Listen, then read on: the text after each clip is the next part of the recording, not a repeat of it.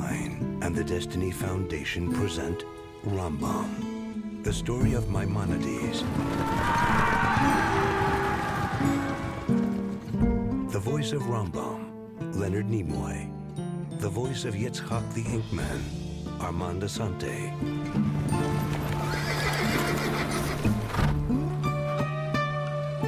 Written by Robert Averick. Music composed by Yehuda Jordan Kaplan. Directed by Ashley Lazarus.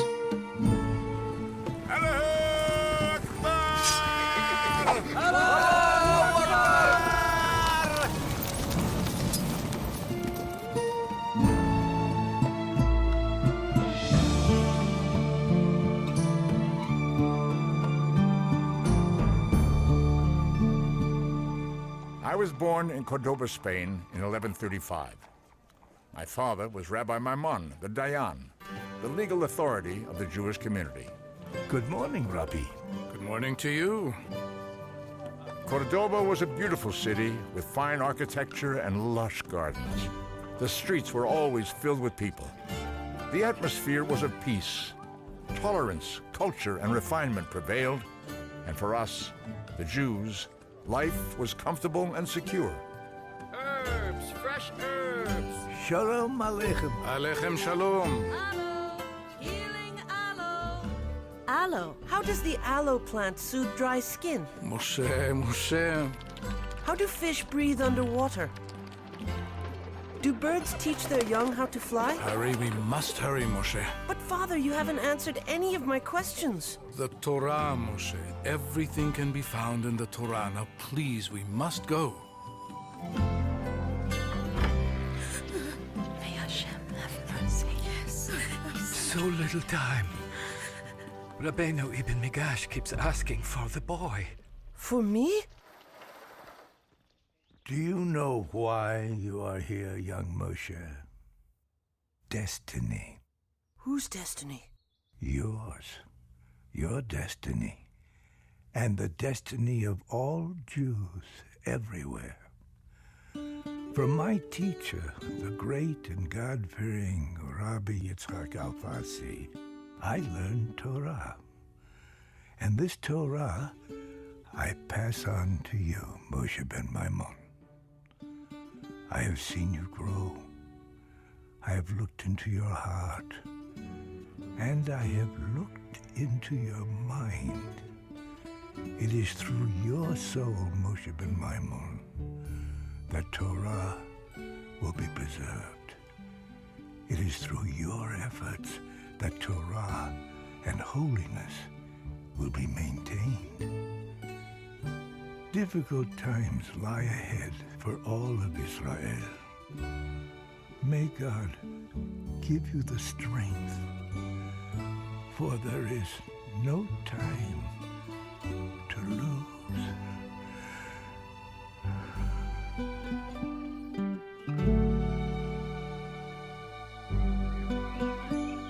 Have you ever noticed that birds always travel in flocks? If you see a bird alone, it is usually sick or dying.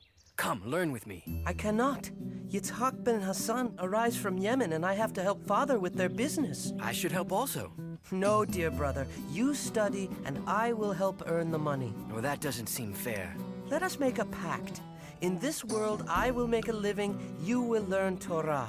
In the next world, we will share the reward. Agreed? Young masters, allow me to announce Yitzhak ben Hassan into your presence. Ah! David and Moshe! What a journey! I tell you, each year that sun gets thicker, each year the sun grows hotter, and each year the camels grow more and more inconsiderate. Young Moshe ben Maimon, may I suggest you turn your considerable genius to the breeding of a camel that does not spit. So where is the Dayan? Father is in the yeshiva. How wonderful to be in a proper city once again. Every year, Cordoba becomes more and more glorious. And speaking of glorious, allow me to show you what lovely inks and skins I brought with me. But first, I must wash my hands and change my clothing.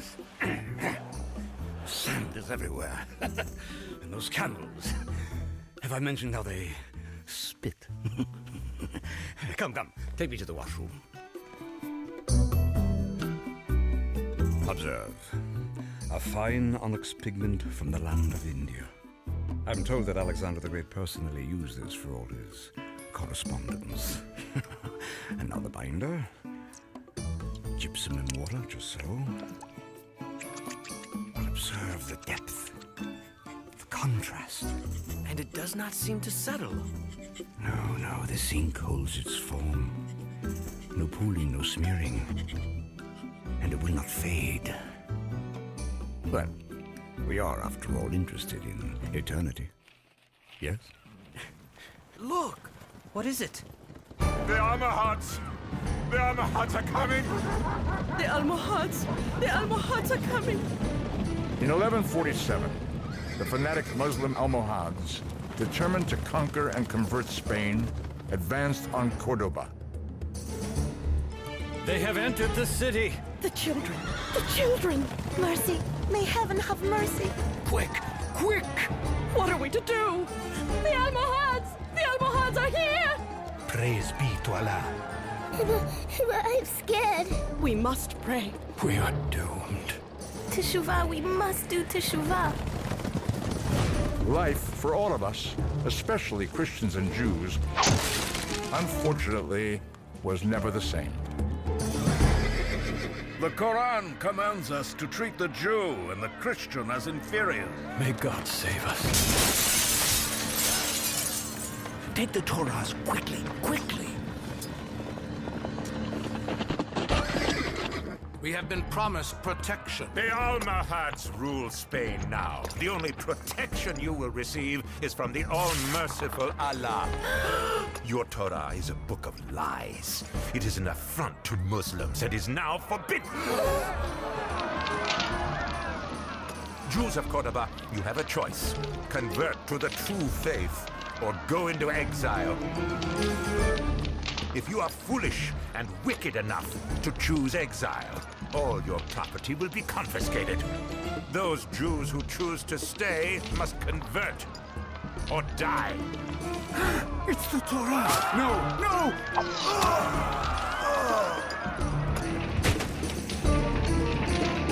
Who is the Dayan of Cordoba? You? You will be spokesman for the Jews of Cordoba. When the sun rises tomorrow, I will expect an answer. What will you tell your people? The truth. I will tell them the truth.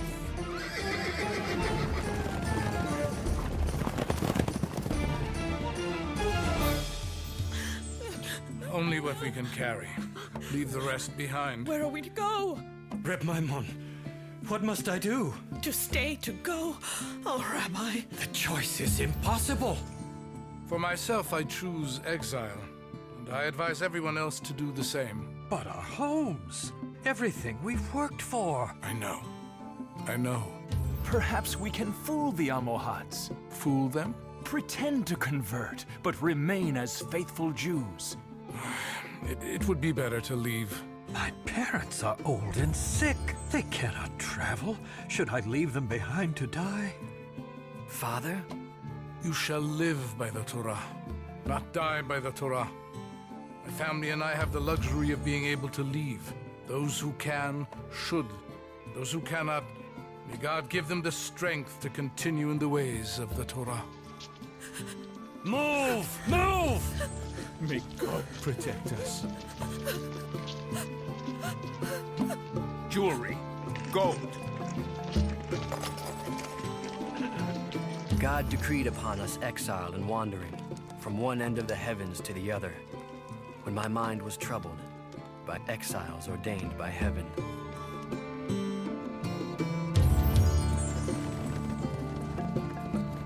Though we wandered for years, always one step ahead of the fanatical Almohads, my father continued to be my teacher. We studied Hebrew, we learned Torah. But he also believed that science, astronomy, and mathematics were important. Father always said that the more one knows, the more God is revealed to you.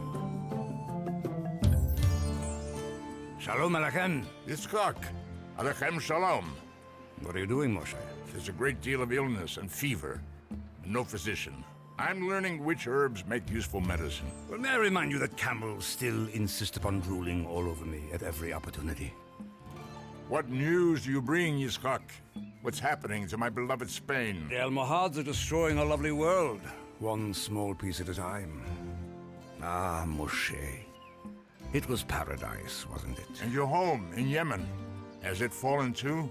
No, thank God. Yemen still loves its Jews, but all over Spain, the yeshivot are closed. Torah learning is practically non-existent. In such times, people are too busy surviving. They've no time to learn Torah. There are forced conversions everywhere. To be discovered learning Torah brings an immediate death sentence. Soon Torah will be forgotten. Forgotten? You, Yitzchak, have you time to learn? I confess I'm too busy making a living. Besides, learning Talmud has never been easy for me. I need something simple, accessible. After all, Moshe, we cannot all be scholars. Moshe? You're right, Yitzchak. I am? About what? To save Torah, I must make the Talmud available to all Jews. Some kind of a guide. An abridgment? A compendium? A digest, a commentary. My dear friend, for what you're talking about, there is no word. To this day, confusion has grown in learning Mishnah, oral law. Even if one is the greatest of sages, one cannot understand a Mishnah without first learning the entire relevant portion of the Talmud with its give and take. But the discussions in the Talmud are sometimes drawn out to 4 or 5 pages on one law, filled with argument and debate. As a result, only an expert in in-depth learning can correctly clarify the meaning of the Mishnah. With the Almohad conquest of Spain, we set sail for Tangier and Morocco. From there, we settled in Fez. Both my brother and I married and started families. Life for the Jews of Morocco was difficult, and many Jews must pretend to be Muslim in public. It's impossible to tell who is a Jew and who isn't.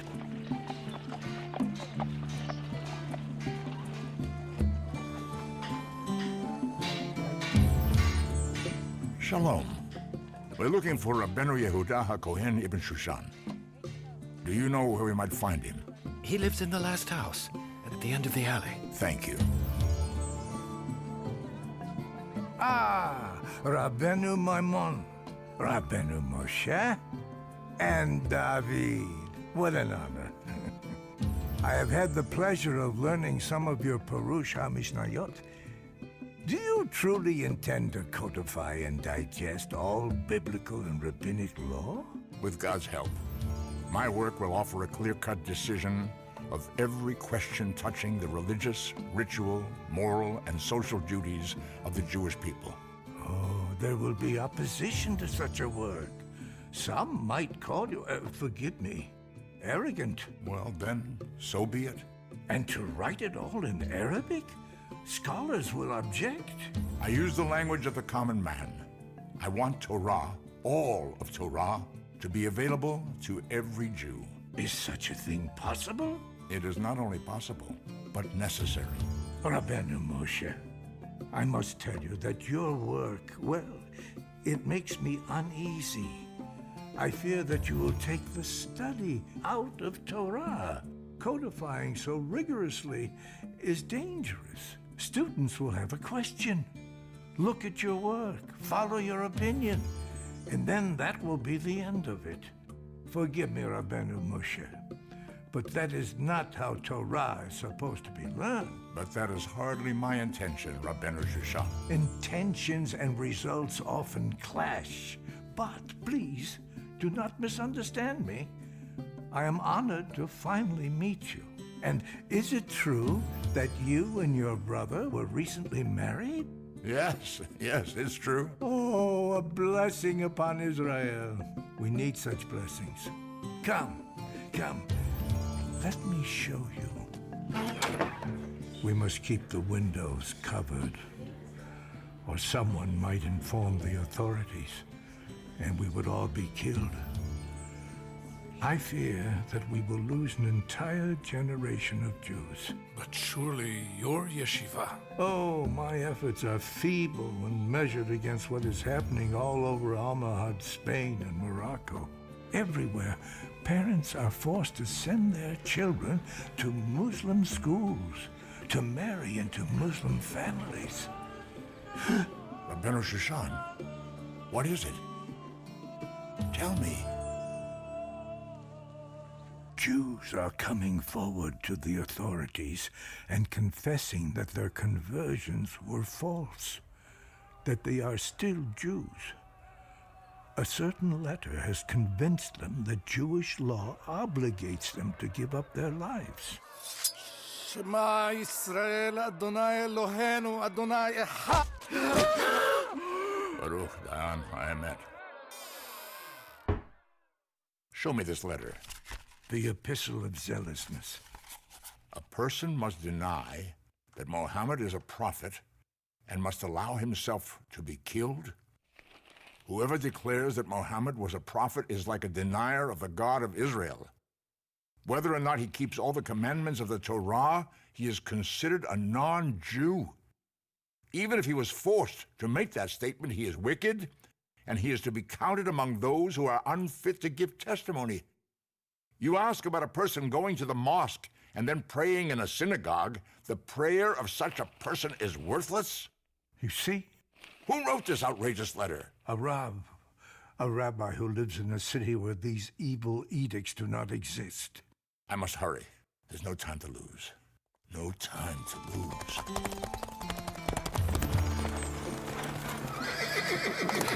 Salah, praise be to Allah. Malaga, Granada, Cordoba, and next, Fez. Someone has asked the question of a wise man. That is, a man who is wise in his own estimation. A man who never experienced what the majority of Jewish communities have experienced during this period of forced apostasy. The Rav, the rabbi, answered weakly, with no reason to his words, not speaking to the point, making statements that even an ignoramus would not make. Now I will explain how this person didn't realize what he was doing. He thought he was doing a mitzvah, but he committed many sins. Whoever was killed, rather than state that Muhammad is a messenger of God, has great reward from God, since he sacrificed his life for the sanctification of God's name. However, if someone asks if he should be killed rather than make that statement, we must tell him to make the statement and not be killed. In the present religious persecution, we are not required to worship idolatry, but only to say that we believe in the Muslim religion. The Muslims know we do not believe in it, but that we are fooling the king, saying one thing and believing another. If a person desecrated the name of heaven under duress, he is not liable to any of the 7 punishments. We have not found in the entire Torah that God punishes a person under duress. As our sages say, a person under duress is not considered liable by God.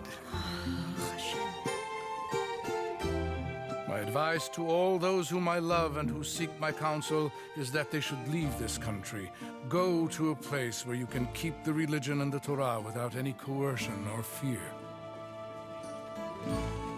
It's Rabbeinu Moshe ben Maimon. It's Rabbeinu Moshe. Rabbeinu Moshe, your Igeret Hashmad, your letter on forced conversion, will save the Jews of Morocco. Bless you, Rabbeinu.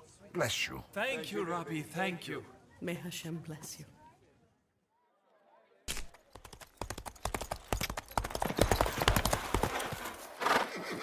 I have discovered why the Jews are leaving Morocco. Why they aren't converting. This letter has been circulated. Find the author of this letter. Find him.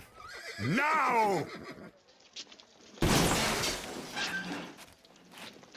Are you the author of this letter? I wish I could claim the honor. Name. I want the man who wrote this letter. Name! Shema Yisrael Adonai Eloheinu Adonai Echad. Infidel!